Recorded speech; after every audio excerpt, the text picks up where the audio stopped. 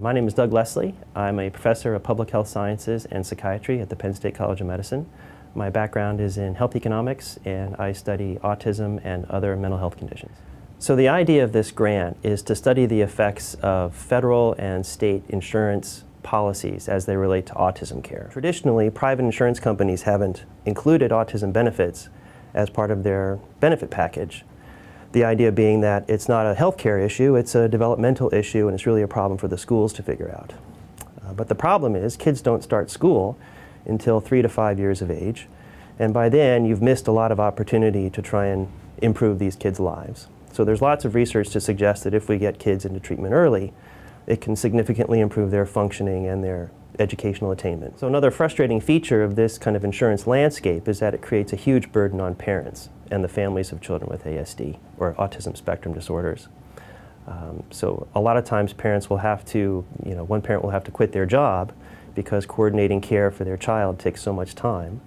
But then that creates an even additional burden because a lot of parents are paying for services out of pocket.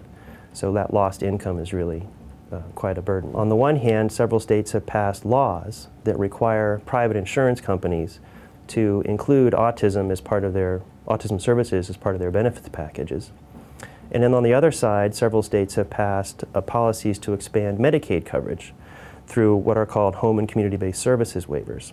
And what these waivers do is expand both eligibility for Medicaid, so people who wouldn't have qualified before would now qualify, but then they also expand the range of services that are offered.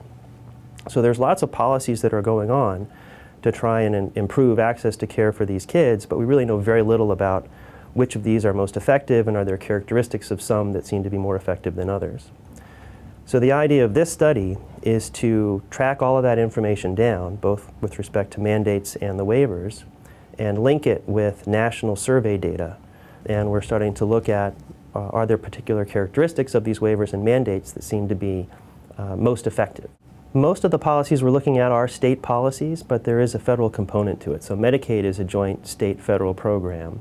And then, of course, with the implementation of the Affordable Care Act, that'll be at the federal level. So how do we structure autism benefits under the Affordable Care Act? That's still an open question. So our hope is that our research will help to inform those decisions. And then there are other policies as well that are going on at the federal level. So there's something called the Mental Health Parity Act, which tries to make benefits for mental health conditions on a level that's on par with non-mental health conditions. So again, the question is, how do we structure those benefits for kids with autism to make sure that they are, have the same opportunities through our healthcare system that kids without autism have?